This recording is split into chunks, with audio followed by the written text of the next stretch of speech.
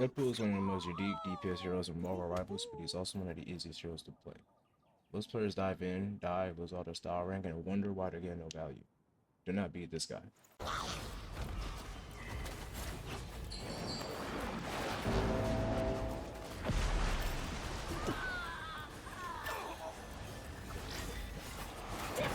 When you actually understand his abilities, movement, when to engage, things start looking a little different.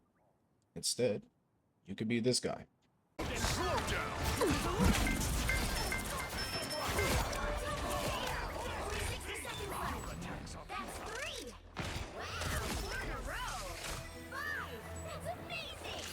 After hundreds of games of climbing up to top 100 with Deadpool, I learned what separates good Deadpool players from great ones. So in this guide, I'm going to be teaching you everything from abilities, upgrades, positioning, combos, and mistakes I see other players make.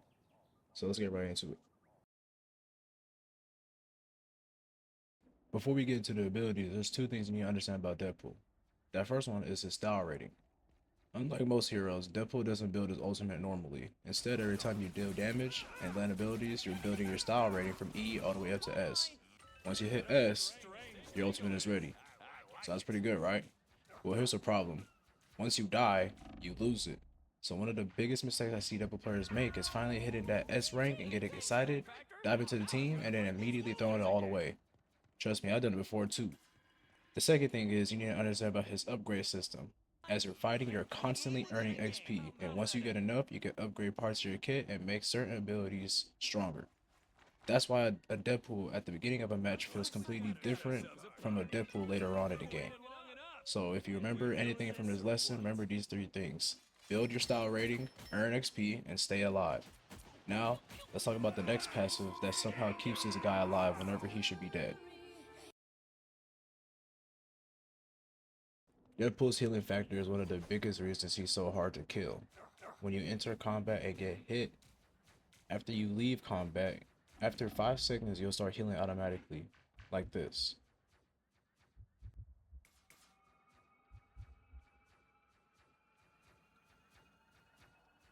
And if you take a huge burst of damage in 2 seconds, it'll kick in like this. Now lots of players hear that and think they can start playing recklessly. No, the goal isn't to rely on it. The goal is to use it to survive. Once you get low, back off, heal up, and then get back in the fight. Lots of Deadpool players die because they think every team fight needs to end immediately. Sometimes the smartest thing to do is to leave, heal, come back, and then get back in the fight. Now let's talk about the most important part of his kit. Newer players see the swords and immediately want to start swinging at people, but your pistols are one of your most important parts of the kit. These are going to help you build the style rating, earn XP, and soften up targets before you commit to a fight. One mistake I see players make all the time is trying to use them from across the map. Your damage starts to fall off at a certain range, so don't be afraid to play a little closer.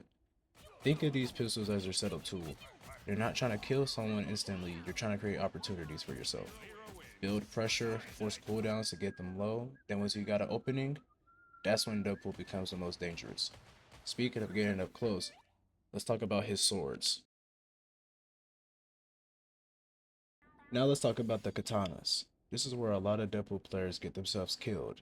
They pull the swords out, see an enemy, and immediately start sprinting at the entire team.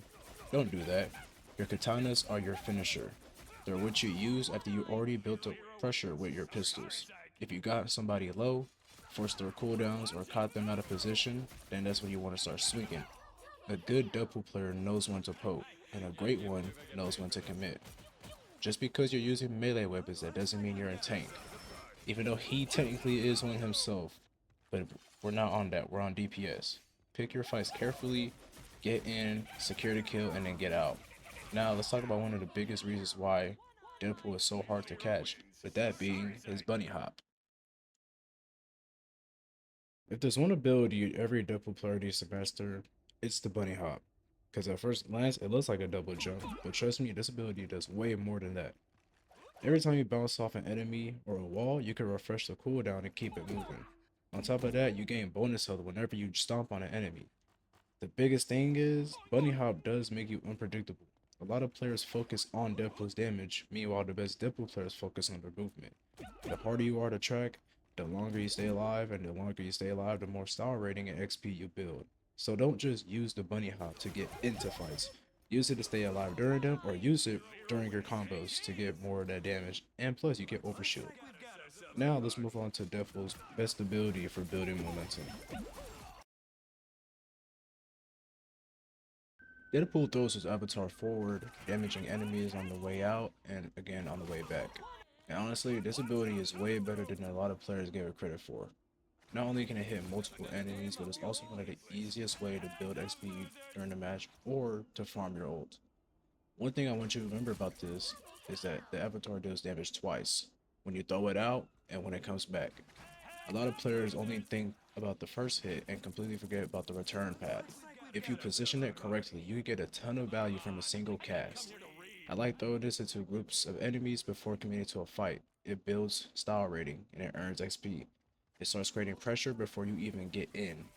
Now, let's talk about the ability that's designed to create absolute chaos, and that is our Deadpool in your area. This ability is one of the most annoying abilities in the entire kit. When you activate it, nearby enemies inside the circle will have their vision disrupted while you gain damage reduction. So not only are you tanking damage, you're also making it harder for enemies to see what's happening. A lot of players save this ability for emergencies. Personally, I like to use it aggressively. If I know I'm about to commit to a fight, I activate this first to force an enemy to deal with it. This ability isn't really about damage, it's about creating chaos. Deadpool thrives when fights become messy. This ability does a great job of making fights messy. Now let's talk about one of the best tools in his kit for actually securing these kills, leading us to lesson number 8. This ability is your primary engage tool. You dash forward, slash enemies in your path, and if you hit somebody, you get another dash. This ability is one of the biggest reasons why Deadpool feels so slippery, but it's also one of the easiest abilities to waste. Just because you have another dash available, that doesn't mean you use it immediately.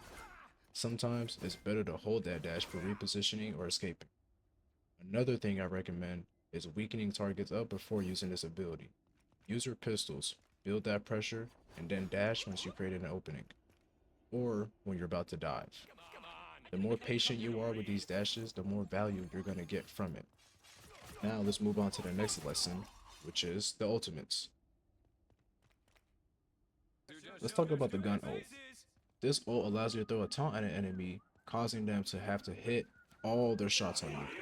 If they don't, they start to take damage the more they miss, causing them to panic. As you can see right here, they're taking all that damage, and once you upgrade it, the damage literally spikes. Now for the sword ult. This ult gives you movement speed, healing, and a challenge. If you land enough abilities before the timer runs out, the buffs become even stronger. This ult rewards confidence and mechanics. The better your movement and ability usage are, the stronger this ultimate becomes. But no matter which ultimate you're using, remember one thing, your ult doesn't matter if you die before using it. Just don't spend the entire match building the style rating just to throw it away with a bad engage. Now, for the final part, the biggest mistakes I see other Deadpool players making. The first mistake is treating Deadpool like a brainless dive hero. Just because you have mobility, that doesn't mean you need to be first person jumping into every fight. The second mistake is dying with high style rating. This one hurts because you spent all match building progress just to throw it away because you got impatient. The third one is wasting mobility. If you use bunny hop and dash out immediately, you have no way to escape when things go wrong. And finally, lots of players completely ignore the XP upgrades. Deadpool gets stronger as the match goes on. If you're not thinking about upgrades, you're missing out on one of the strongest parts of the hero. At the end of the day, Deadpool isn't about forcing plays, he's about building momentum and capitalizing on opportunities. Now, before you leave, we have one more final lesson, which brings us to lesson 12. Congratulations, you officially graduated from Deadpool school. If there's one thing I want you to remember from this guide, it's that Deadpool is all about momentum. Build style rating, earn XP, manage your cooldowns, and most importantly, try to stay alive. The best Deadpool players aren't always the flashiest players.